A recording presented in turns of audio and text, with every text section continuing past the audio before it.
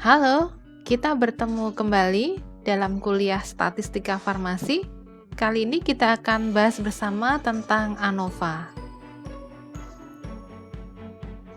ANOVA adalah uji statistik yang kita gunakan untuk melihat perbedaan rata-rata dari dua atau lebih kelompok independen.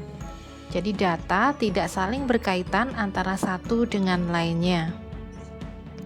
Sebenarnya kalau kita mau menggunakan uji T juga bisa, tetapi harus dilakukan secara bertahap. Misalnya ada 3 rata-rata, yaitu rata-rata pertama, kedua, dan ketiga. Agar uji T dapat digunakan, maka mula-mula kita cari dulu antara rata-rata 1 dan 2 di uji T terlebih dahulu, kemudian 1 dan 3, dan 3 dengan 2. Demikian, jadi kita membutuhkan 3 kali uji T. Uji ANOVA itu ada 3 macam, one way ANOVA, two way ANOVA, dan multi arah atau MANOVA. Untuk bisa membedakan ketiga macam uji ANOVA ini, kita lihat dari satu contoh berikut ini. Uji one way ANOVA misalnya kita gunakan untuk melihat perbedaan bermacam-macam obat yang khasiatnya sama terhadap manusia. Jadi sampelnya ini manusia. Kita pakai one way ANOVA. Yang two way ANOVA, sampel manusia tadi dibedakan lagi berdasar jenis kelaminnya, laki-laki dan perempuan. Jadi kali ini ada variabelnya ada 2, yaitu macam-macam obat dan jenis kelamin. Jadi kita gunakan two way ANOVA. Nah, sekarang kalau misalnya masing-masing obat tadi dibedakan lagi berdasar dosisnya. Ada dosis rendah, dosis tinggi, lalu sampelnya laki-laki, perempuan dibedakan lagi menurut kelompok umurnya, anak-anak dan dewasa. Nah, kalau yang seperti ini permasalahannya, kita gunakan uji ANOVA yang multi arah atau MANOVA.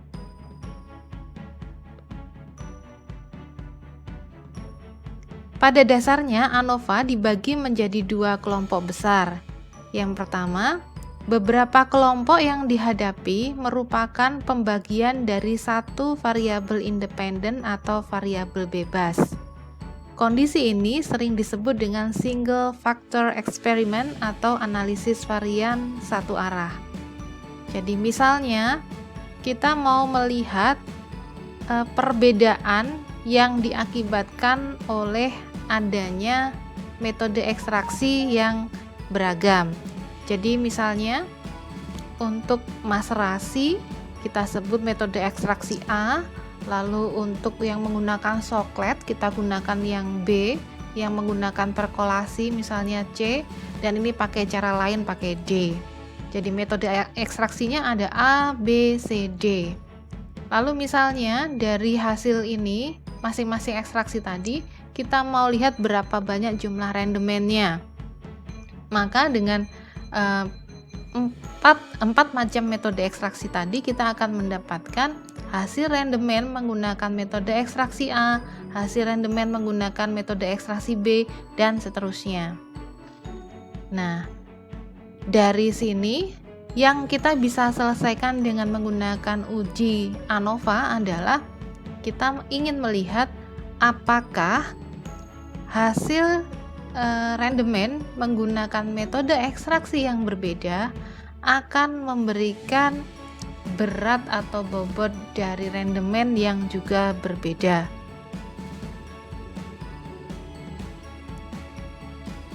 Lalu yang kedua, beberapa kelompok yang dihadapi merupakan pembagian dari beberapa variabel independen atau variabel bebas. Kondisi ini disebut dengan two factor experiment atau analisis varian 2 arah. Nah, kembali lagi ke contoh metode ekstraksi yang ada A, B, C, dan D tadi.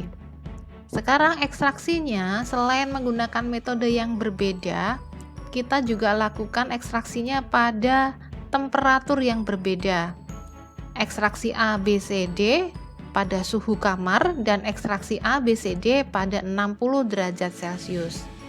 Nah, ada 2 faktor yang mempengaruhi hasil, yaitu metode dan temperatur.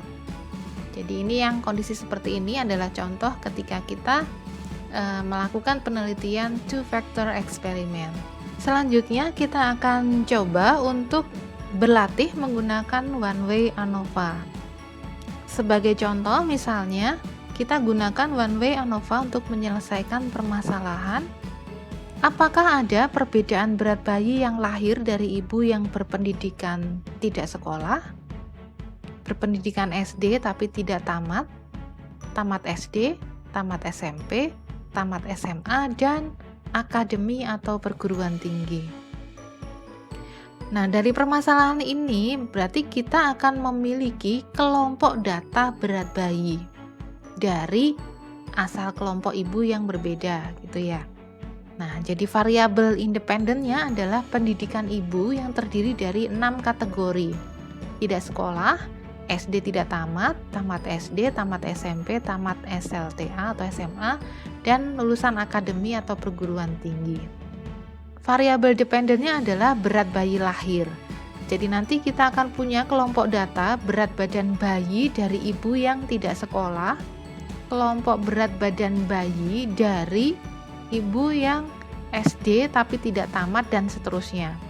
Dan masing-masing kelompok berat badan bayi ini dirata-rata. Kita akan melihat apakah rata-rata dari berat badan bayi yang lahir dari kelompok-kelompok ini berbeda atau tidak sebenarnya. Nah, kita munculkan hipotesis terlebih dahulu. Disebut H0, ya, hipotesis 0. Jadi di hipotesis 0 ini tidak ada perbedaan rata-rata berat bayi lahir antara ibu yang berpendidikan tidak sekolah, SD tidak tamat, tamat SD, dan seterusnya. Jadi H0-nya tidak ada perbedaan. Hipotesis alternatifnya adalah ada perbedaan rata-rata berat bayi lahir antara ibu yang berpendidikan tidak sekolah, SD tidak tamat, tamat SD, dan seterusnya. Jadi hipotesis alternatifnya ada perbedaan. Nah, untuk itu kita melakukan uji ANOVA dengan prosedur seperti ini. Dari menu utama, pilih Analyze, Compare Mean, lalu pilih One Way ANOVA. Lalu dan seterusnya dengan step-step seperti ini, coba kita lihat langsung saja di tampilannya. Jadi di prosedur ANOVA ini, klik Analyze, Compare Mean, pilih One Way ANOVA. Tampilan selanjutnya adalah seperti ini. Di bagian Dependent List, kita klik yang berat badan lahir, lalu di bagian faktor adalah pendidikan ibu. Selanjutnya kita klik option ini, lalu akan muncul kotak ini. Yang kita perlu centang adalah bagian deskriptif dan homogeneity of variance test.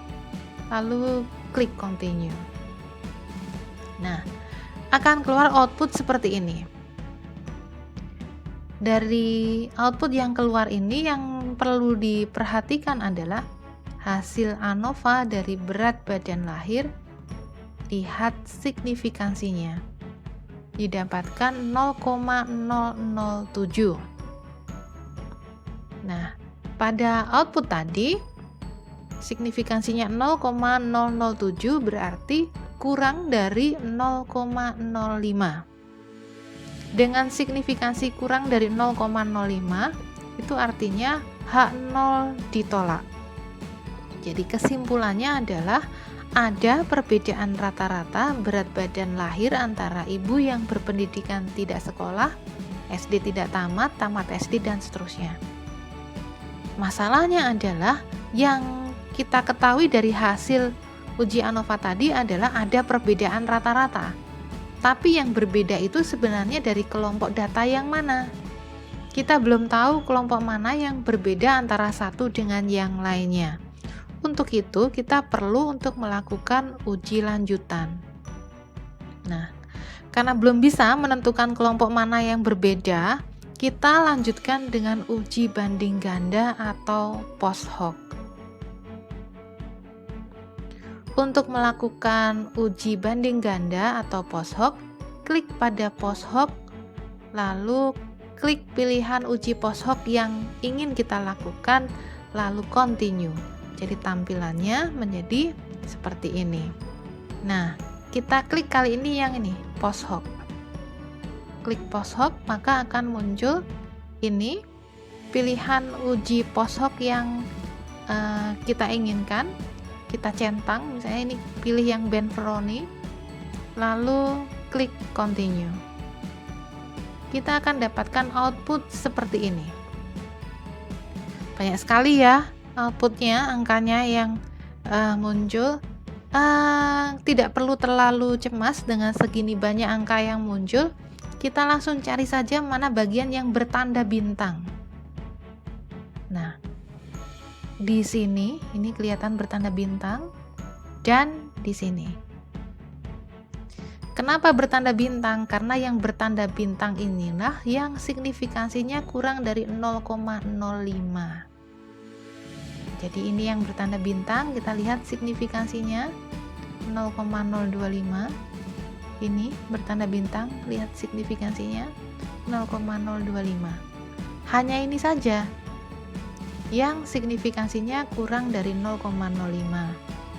Kita lihat, ini yang bertanda bintang adalah antara yang ibu yang tamat SMP dengan ibu yang tamat D3 atau perguruan tinggi. Ini bagian yang bertanda bintang di sini antara ibu yang tamat D3 atau perguruan tinggi dengan yang tamat SMP.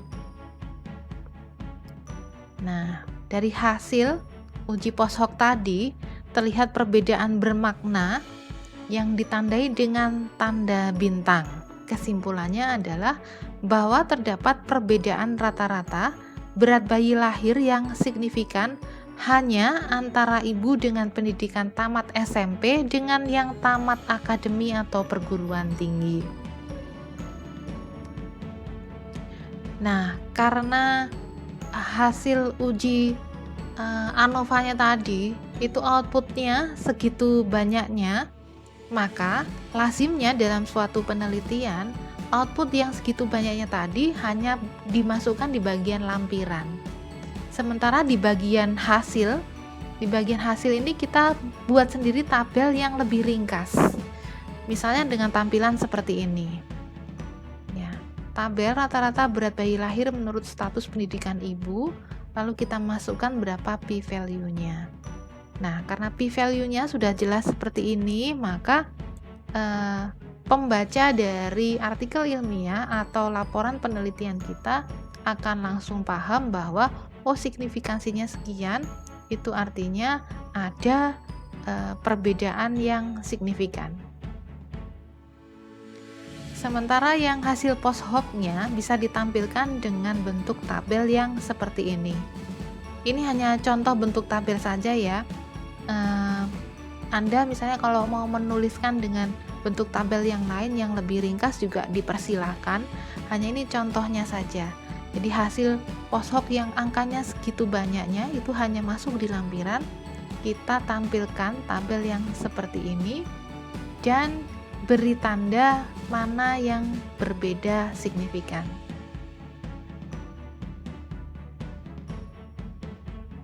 Berikutnya ini adalah contoh dari two-way ANOVA.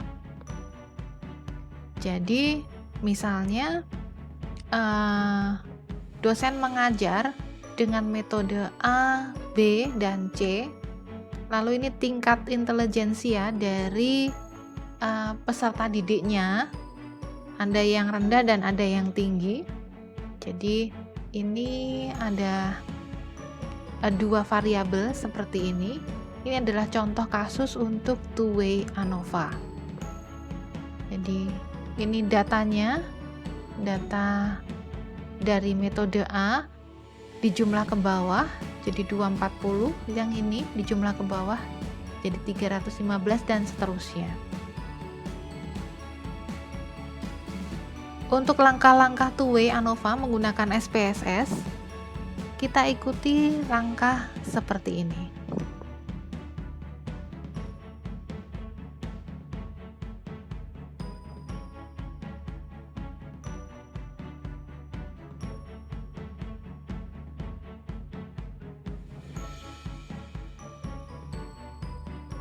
Selanjutnya, klik tab sheet atau variable view dan ketik atau copy data.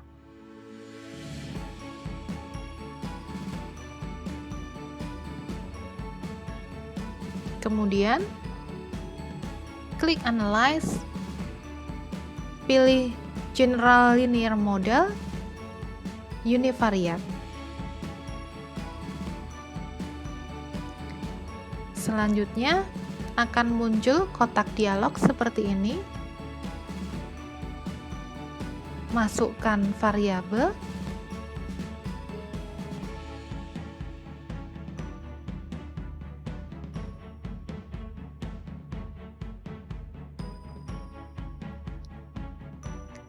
klik tab plots, lalu muncul kotak dialog univariate seperti ini, profile plot.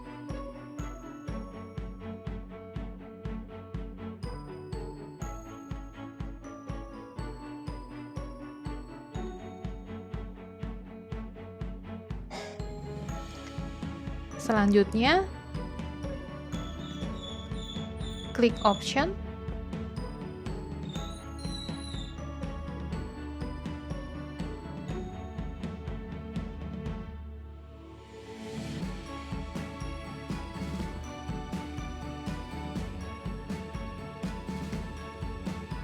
klik post hoc, akan muncul kotak dialog seperti ini.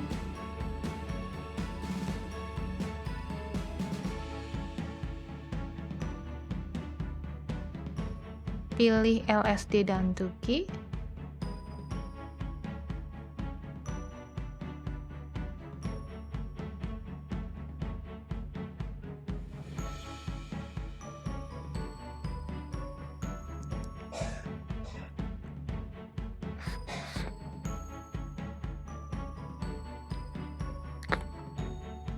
Ini adalah tampilan outputnya.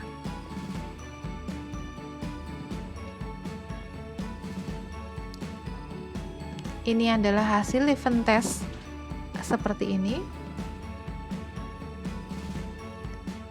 Signifikansinya 0,879. Ini angkanya lebih besar dari 0,05 sehingga bisa dikatakan varian antar kelompok homogen.